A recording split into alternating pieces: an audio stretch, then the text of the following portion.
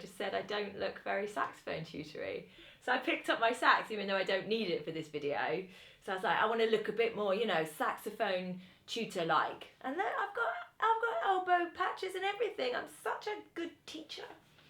Anyway, this was supposed to be a quick tip, and now I've rambled on, so it's not going to be very quick. But I wanted to talk to you about practice and making it manageable.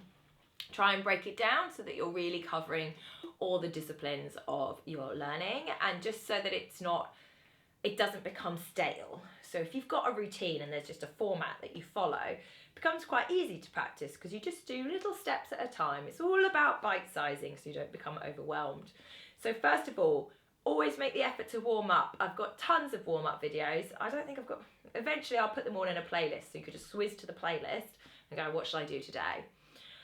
Always have a warm up, long notes, something like that, maybe some, I don't know, vibrato or whatever. Next, scales. If you're not a scale person, do some finger work. Make sure you get your fingers warmed up as well, and you've done a little bit of theory in there, just to get your head in the right space. Now, right at the beginning there, so you should only have taken up 5 minutes or so if you practice, if that. Make sure you've got one piece that you're particularly working on.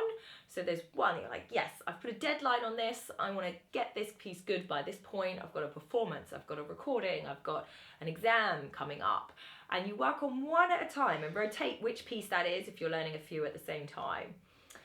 And make sure you actually really practice it. I might do another video on how to practice, or if I've already done one, comment. If I've already done a video, I've got so many now, on how to practice and how to attack a piece of music. I think I have. Anyway, send me the link if I have.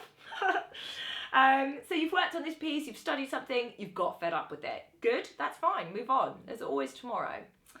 And then run some pieces that actually you're really happy with and you feel like you know really well, or ones that you don't know very well, but you're just kind of going to run it. You're not going to work on it, you're just going to run them and just have a little play.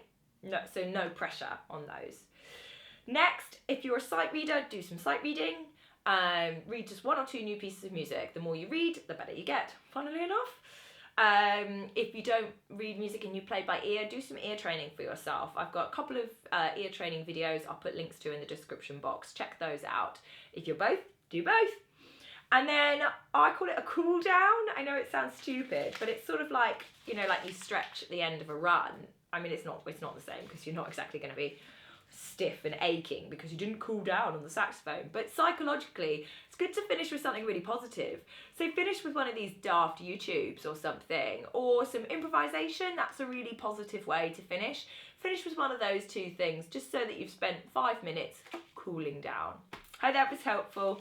Peace and love, see you in the next video. If you haven't already subscribed, you should.